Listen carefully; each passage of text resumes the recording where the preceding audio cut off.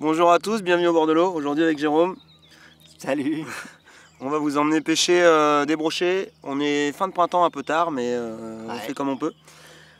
On va pêcher des brochets à l'overjig sur un plan d'eau assez grand avec des herbiers un peu partout. On va pêcher entre 1 et 5 mètres d'eau là. Du swimming jig, de la réaction, on va voir ce que ça donne. Donc on vous embarque et en espérant qu'on puisse vous montrer quelques poissons. La pêche au jig, ça peut être un peu déconcertant, alors on va vous montrer quelques animations, quelques astuces, ce qu'avec Gaël on aime bien faire pour prendre nos brochets quand on pêche avec un overjig.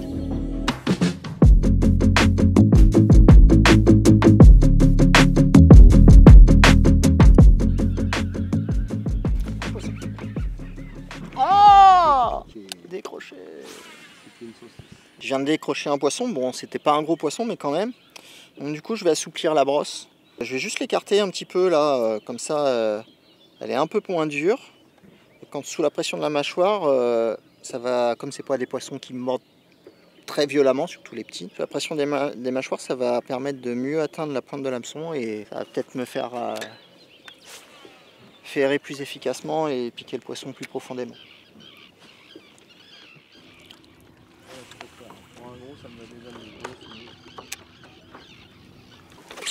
Poisson.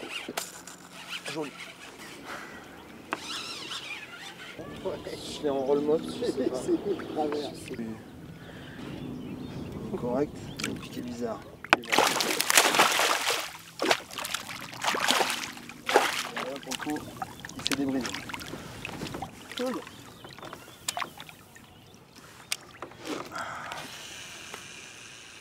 Un beau poisson sur un overjig avec un G-bump en swimming là au-dessus d'un plateau.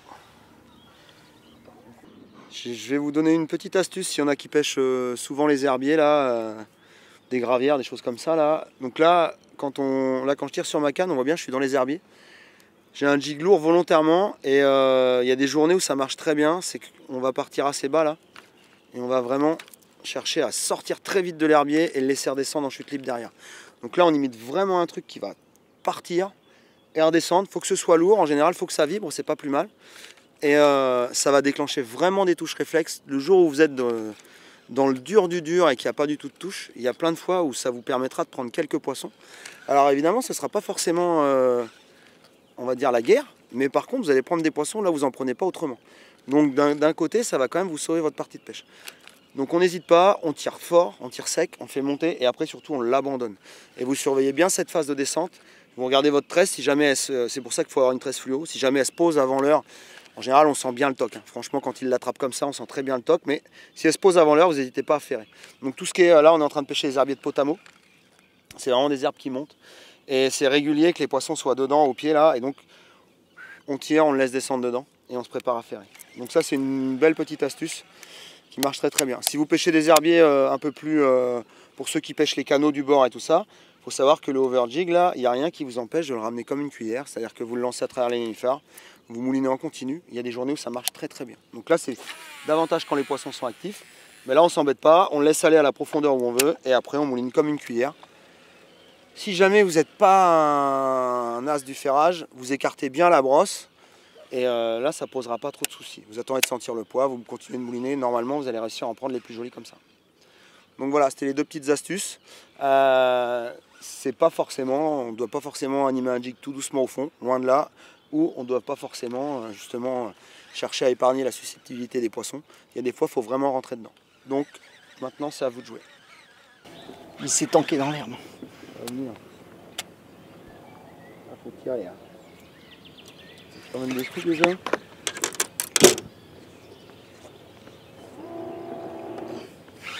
Merde. Ça va le faire. Je sais pas. Moi aussi. Vu de son côté, toi du tien, ça va finir par lâcher là.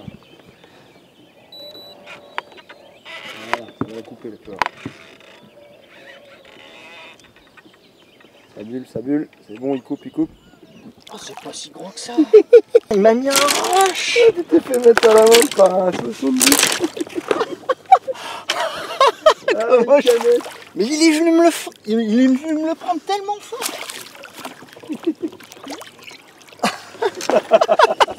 Excellent. Excellent, ça te fait des touches terribles quand tu pêches comme ça, quoi. Un peu plus petit que ce que j'espérais, mais il m'a fait une touche tellement forte. Il s'est calé de suite dans les herbiers. C'est ça aussi qui est bien quand tu pêches comme ça, là, c'est que tu les déclenches quand tu pêches assez agressivement. Ils viennent te le frapper parfois très très fort et ça te fait des sensations terribles. Génial.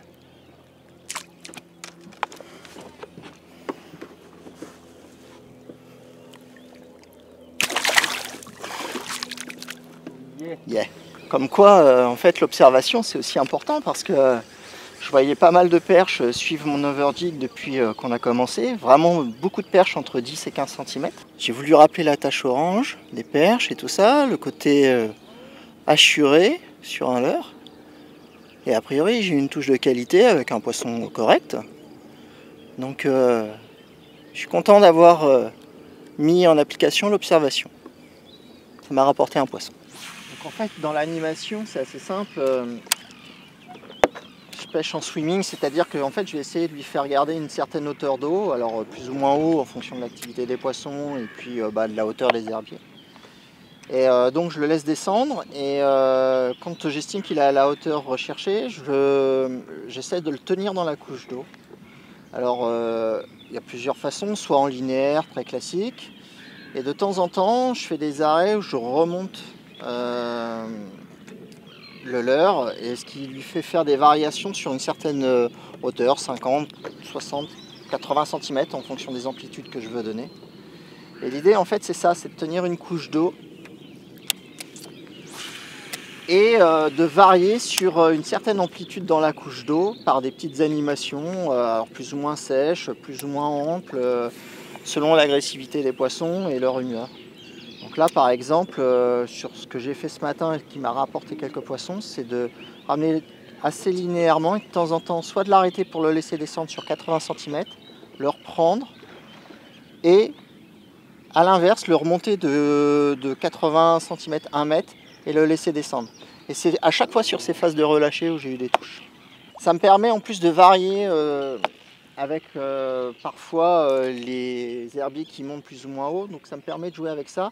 Et des fois quand je sens que je vais passer un herbier, de laisser juste redescendre un petit peu sur 80 cm et de le reprendre. Et des fois juste cette petite hésitation, ce petit mouvement soit de descendre, soit de monter, fait que le broc, sur ces moments d'hésitation, se dit tiens c'est une proie qui va m'échapper, donc je viens la prendre. Donc en fait c'est ce que je recherche. Donc, tenir une hauteur d'eau en moyenne et animer sur cette hauteur d'eau, soit en descendant, soit en remontant un petit peu, avec des saccades, des petits à-coups, plus ou moins amples, selon la vitesse et puis l'agressivité que je veux donner à mon leurre. Ah oui, c'est ça que j'ai touché. Là, regarde mes carpes, je la vois là.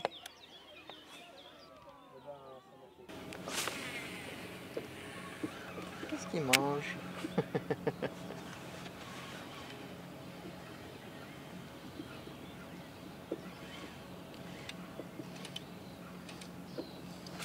Poisson. Ouais. Ah, il va aller dans l'herbier. Il va aller dans l'herbier. Il ne va pas dans l'herbier.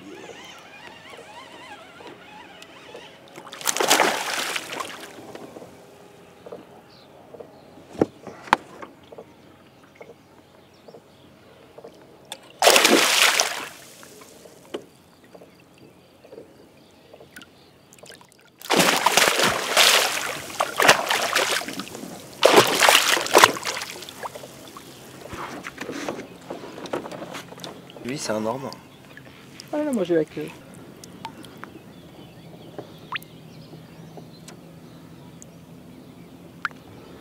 Donc voilà, un joli brochet à l'overjig avec un peps derrière. Donc là, ce qui se passe, c'est qu'on est en train de pêcher des gros massifs d'herbier. Et plutôt que de s'accrocher sans arrêt avec la tête plombée, on met l'overjig. Comme ça, on peut le laisser descendre dedans et repartir. Et voilà le résultat, un joli brochet. On va le remettre délicatement.